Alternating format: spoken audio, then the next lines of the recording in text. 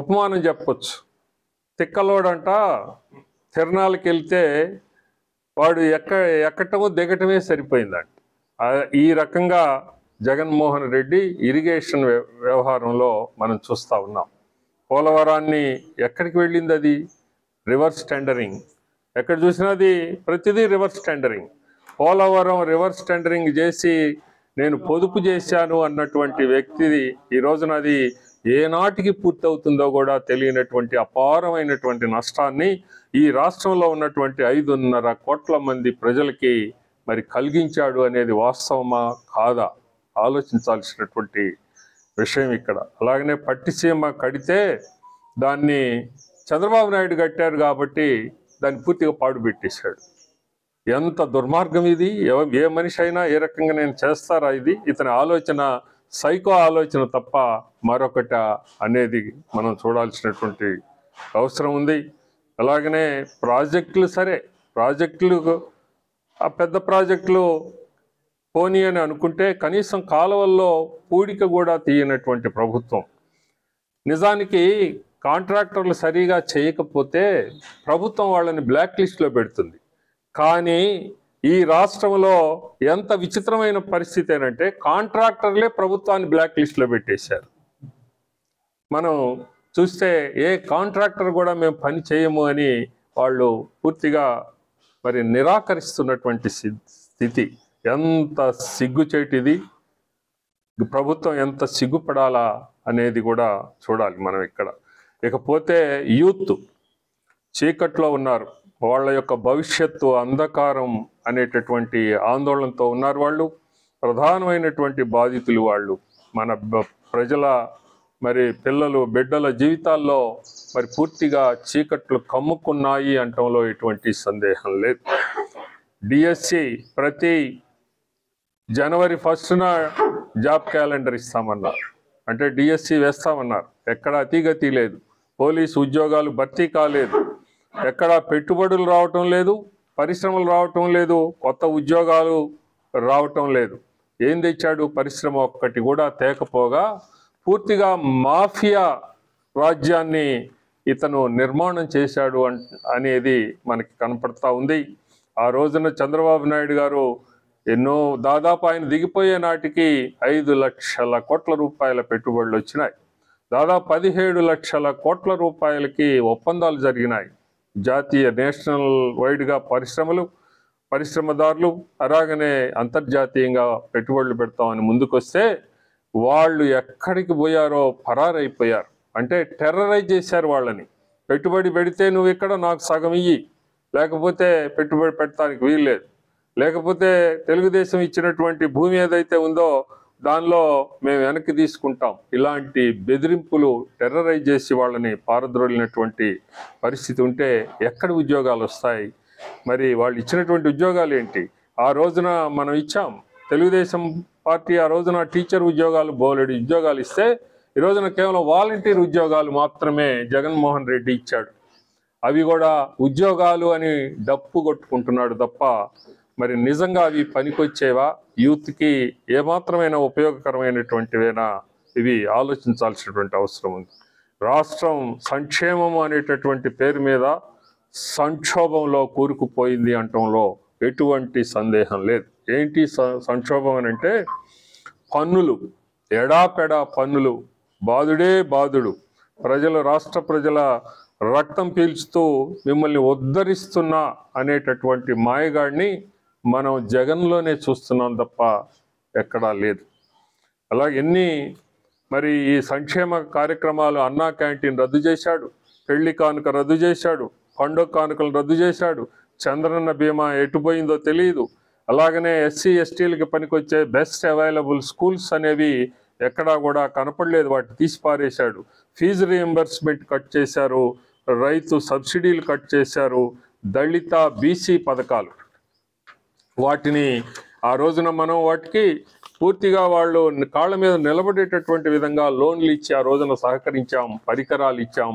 కానీ ఈ రోజున అవి ఎక్కడా కూడా ఈసు మాత్రం కూడా కనపడినటువంటి పరిస్థితిని ఉంది. ఇలా ఒకటా రెండా దాదాపు 100కు పైగా ఆనాటి తెలుగుదేశం ప్రభుత్వం ఇచ్చినటువంటి సంక్షేమ పథకాలని పూర్తిగా రద్దు చేసినటువంటి దుర్మార్గుడు జగన్మోహన్ రెడ్డి అనటంలో ఎటువంటి సందేహం లేదు. అందుకే ఇంకా 3 నెలల్లో ఈ రాష్ట్ర ప్రజలు ఇతన్ని పూర్తిగా మరి ఇతని ప్రభుత్వాన్ని పూర్తిగా తుడిచిపెట్టేటటువంటి పరిస్థితిలో వచ్చేస్తా ఉన్నారు. ఈ రాష్ట్ర ప్రజలు ఒక్కసారి చూద్దాము అన్నటువంటి పొరపాటు కారణంగా ఒక వ్యక్తి, ఒక అవాంఛనీయమైనటువంటి వ్యక్తి, ఏమాత్రము కూడా ప్రజా పరిపాలనకి సరిపోనటువంటి లక్షణాలు ఉన్నటువంటి వ్యక్తి అధికారానికి వస్తే ఎలాంటి నష్టం చేకూరుతుంది అని అంటానికి ఈ 5 ఏళ్ల పరిపాలన దానికి తార్కాణం. ఒక్కడి వల్ల, ఒక్కడి వల్ల ఒక రాష్ట్రం, ఒక తరం, కోట్లాది మంది ప్రజలు మరి ఇంతగా నష్టపోయినటువంటి సందర్భం చరిత్రలో ఎక్కడా లేదు అనేది మనకి కనపడుతూ ఉన్నటువంటి వాస్తవం. ఇది ఎక్కడ స్టార్ట్ అయింది? ప్రజావేదిక కూల్చటంతోనే ఇది స్టార్ట్ అయింది అనేది మనం గమనించవచ్చు. ఒక్కొక్క అంశం ఎంత విధ్వంసం జరిగింది ఈ రాష్ట్రంలో అనేటటువంటి దానికి మనం ఒక్కొక్క అంశాన్ని గనక మనం పరిశీలిస్తూ పోయినట్లయితే మొట్టమొదటిగా మనం తీసుకుందాం రైతులుకి ఈ రోజున వాళ్ళు ఉరివేయబడ్డారు. ఈ జగన్మోహన్ రెడ్డి పరిపాలన కాలం అంతా కూడా రైతులు పూర్తిగా గతంలో ఏనాడు లేనటువంటి రీతిలో వాళ్ళు ఉరివేయబడ్డారు అని మనకు కనపడతా ఉంది. ఎందుకంటే వ్యవసాయ శాఖను మూసేశారు. అలాగనే హార్టికల్చర్ రైతు రోడ్డున పడ్డాడు. ధాన్యం రైతులు దగా పడ్డారు. ధాన్యాన్ని కొనేటటువంటి దిక్కే లేకుండా పోయింది అనేది మనకు కనపడతా ఉంది. పచ్చని రాష్ట్రం ఇది. ఈ రాష్ట్రంలో రోజుకి మరి కౌలు రైతులు 2 చనిపోతా ఉన్నారు. సాధారణ రైతులు మరి 3 చనిపోతా ఉన్నారు. అన్నదాతలు ఆక్రందిస్తూ ఉన్నటువంటి పరిస్థితి మరి మనం చూస్తూ ఉన్నాం. ఆత్మహత్యలుగా కనపడతా ఉంది రాష్ట్రం అంతా కూడా. ఇంకా మనం లోతుగా వెళ్తే ఆ రోజుకి ఈ రోజుకి ఈ యొక్క మరి వర్షాభావ పరిస్థితుల్లో పనికి వచ్చేటటువంటి డ్రిప్ ఇరిగేషన్ అనేది పూర్తిగా జీరో, ఎక్కడా కనపడటం లేదు. అలాగనే మద్దతు ధరకి మాటే లేదు. అన్నదాతకి బతుకే లేకుండా చేశారు. ఈ రైతు ద్రోహిని జగన్ని రైతు లోకం ఏనాటికి కూడా క్షమించదు అనేది వాస్తవం. అలాగనే మనం చూస్తే ఇరిగేషన్ లక్షల రూపాయలు ఒక్కొక్క మరి వ్యక్తి, ఒక్కొక్క కుటుంబం మీద ఉంది అంటంలో మరి ఎటువంటి సందేహం లేదు. ఇవి గనక లెక్క తీరిస్తే 5-6 లక్షలు ఒక్కొక్క కుటుంబం మీదనే మరి భారం పడింది. వీటన్నిటికీ ఎవరు బాధ్యులు? రేపు ఎవరు తీరుస్తారు? ఇవన్నీ మళ్ళీ అవి ప్రజల మీదే పడేటటువంటి పరిస్థితిని సృష్టించాడు ఇతను. ఏ రకమైనటువంటి పాలకుడు ఇతను అనేది మనం చూడాల్సినటువంటి అవసరం ఉంది. అలాగే ఈ మనిషి ఎలాంటి సైకో అంటే ఈ రంగుల పిచ్చి. అసలు ఎవరికో పుట్టిన బిడ్డకి తాను నేను అన్నటువంటి రీతిలో చిట్కో ఇళ్ళు మేం గడితే వాటికి రంగులు వేసుకోవటం ఏంటి? ఏమైనా బుద్ధున్నోడు చేస్తాడు అట్లాంటి పని? అలాగే ఎప్పుడో కట్టినటువంటి గవర్నమెంట్ బిల్డింగులు, పంచాయతీ బిల్డింగులు, కోఆపరేటివ్ బిల్డింగులు వాటికి తీసుకొచ్చి రంగులు ఎత్తి అది కోర్టు మొట్టికాయలు వేస్తే కాదు అని మళ్ళీ దాదాపు 3,000 కోట్ల రూపాయలు స్టేట్ ఎక్సెకర్కి మరి నష్టం కలిగిస్తే ఇతను ఏ రకమైనటువంటి పాలకుడు అనేది మనం ఆలోచించాల్సినటువంటి అవసరం ఉంది. అంతేకాదు పొలం సర్వే రాళ్ల మీద కూడా తన బొమ్మలు వేసుకుంటే ఇతనికి సైకో కాక ఏమనాలి మనం? పట్టాదారు పాస్ పుస్తకాలు మన సొంత భూమి, అది మన పొలాలవి, మన తాతలు తండ్రుల నుంచి మనకి సంక్రమిస్తూ ఉన్నాయి. వాటిని అతను ఆ పట్టాల మీద ఆయన బొమ్మ వేసుకుంటే ఆయన ఏమన్నా మనకి చుట్టమా? ఎవరికి చుట్టం అది? వాళ్ళ తల్లి తరపు చుట్టమా, తండ్రి తరపు చుట్టమా, ఎవరి చుట్టం? ఏ రకంగా మనం దీన్ని తీసుకోవాలి అనేటటువంటిది మనం ఆలోచించాల్సినటువంటి అవసరం ఉంది. ఇంకా మరుగుదొడ్ల పైన మరుగుదొడ్లు ఉన్నాయి, మరుగుదొడ్లు కడుతున్నారు గవర్నమెంట్, కమ్యూనిటీ మరుగుదొడ్లు, వాటి మీద కూడా ఇతని బొమ్మే, వాటి మీద కూడా ఇతను మొబ్బే. ఇంకా నయం, ఇంకా లోపల వేయలేదు, లోపల కూడా వేసుకోమని మేము అంటా ఉన్నాం. ఇది ఇకపోతే ఐదోది క్రెడిబిలిటీ, జగన్ విశ్వసనీయత. ఒక్క ఛాన్స్ అని ముద్దులు పెట్టి అధికారంలోకి వచ్చాడు. అసలు విశ్వసనీయతకే మారుపేరు నేను అన్నటువంటి రీతిలో మాట్లాడాడు. మరి మెడలు వంచి రాష్ట్రానికి నేను ప్రత్యేక హోదా తెస్తానన్నాడు. మరి రాజీ పడి మొదటి ప్రయాణంలోనే ఢిల్లీ పోయి రాజీ పడి మెడలోంచి వచ్చినటువంటి పరిస్థితి. మద్యపాన నిషేధం అన్నాడు. మరి ఈ రోజుకి దాని ఊసే లేకుండా దాని మీద ఇంకా వ్యాపారం చేస్తూ వేల కోట్లు తన సొంత తాడేపల్లి ఖజానాకి తరలించుకుపోతూ ఉన్నటువంటి స్థితి. అలాగే రాబోయేటటువంటి ఆదాయాన్ని కూడా తాకట్టు పెట్టి అప్పు తెచ్చుకున్నటువంటి స్థితిని మనం చూస్తూ ఉన్నాం. సిపిఎస్ రద్దు, ఉద్యోగులకి జీతాలు ఈ రోజుకి 1వ తారీఖు అందనటువంటి పరిస్థితి, జాబ్ క్యాలెండర్ లేదు, కరెంటు ఛార్జీలు ఆ రోజున తగ్గిస్తానన్నాడు, ఈరోజు 7 సార్లు పెంచాడు. ఇక్కడే ఇల్లు కట్టుకున్న రాజధాని ఇదే అన్నాడు, మళ్ళీ రాజధాని 3 రాజధానులు అన్నాడు. మరి అలాగనే నారాసుర రక్త చరిత్ర అని మా మీద నింద వేసి ఈ రోజున ఆ రకంగా రాజకీయ లబ్ధి పొంది ఈ రోజున ఏం చేస్తున్నాడు, తండ్రి హత్యపై పోరాడుతున్నటువంటి చెల్లిపైనే కేసు పెట్టాడు.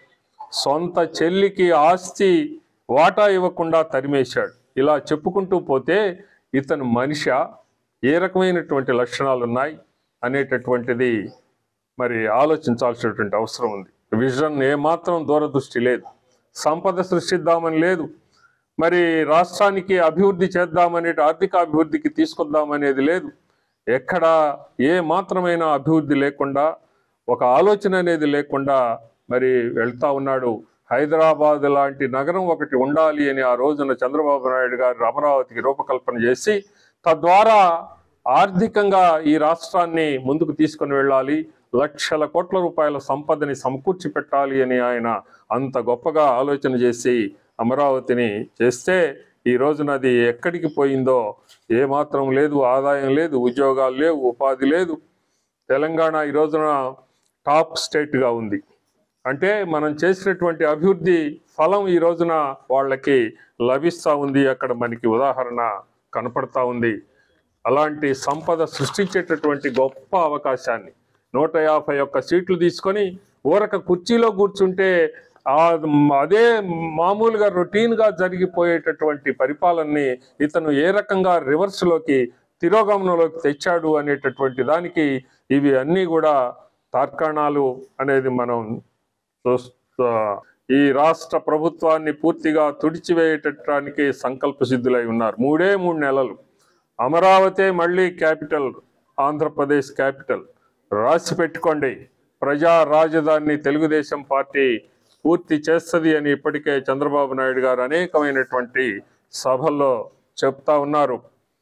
ఈరోజు చూస్తూ ఉన్నాం, జగన్ తన ఎమ్మెల్యేలను నమ్మడం లేదు, కానీ జనం జగన్ను నమ్మడం లేదు. జగన్ ఎమ్మెల్యేలు నమ్మటం పోతుంటే జనం జగన్ని నమ్మనటువంటి పరిస్థితుల్లో తాను అనుకుంటూ మారుస్తా మరి ఈ చెత్తను దేశపోయి అవతల నియోజకవర్గంలో చెత్తని వేయటము అని అంటే ఇది ఏ రకమైనటువంటి వ్యూహం అనేది ఆలోచన చేయాలా. అందుకే 95% ప్రజా మద్దతుని కోల్పోయాడు అంటంలో ఎటువంటి సందేహం లేదు. ఎదురు చూస్తున్నారు ఎన్నికల కోసం. ప్రజలు ముక్త కంఠంతో ఏపీ హేట్స్ జగన్ అంటా ఉన్నారు. తన ఇంటి ముందు చెత్తని తీసుకెళ్ళి మరి బదిలీ చేసి మరొక చోటికి ట్రాన్స్ఫర్ చేయటము అనేటటువంటి చెత్త పాలిటిక్స్, చీప్ పాలిటిక్స్, ఇది ఎటుపోతుందో తెలియదు. అది అందుకే మేమంటున్నాం, 175 మందిని మార్చిన జగన్మోహన్ రెడ్డి వైసీపీ ఓటమి తలరాతను ఎవరూ మార్చలేరు. ఇది సత్యం. మరిన్ని వీడియోస్ కోసం ఛానల్ ని సబ్స్క్రైబ్ చేయండి. లేటెస్ట్ అప్డేట్స్ కోసం వాట్సాప్ ఛానల్ ని ఫాలో చేయండి. అండ్ లింక్ డిస్క్రిప్షన్ లో ఉంది.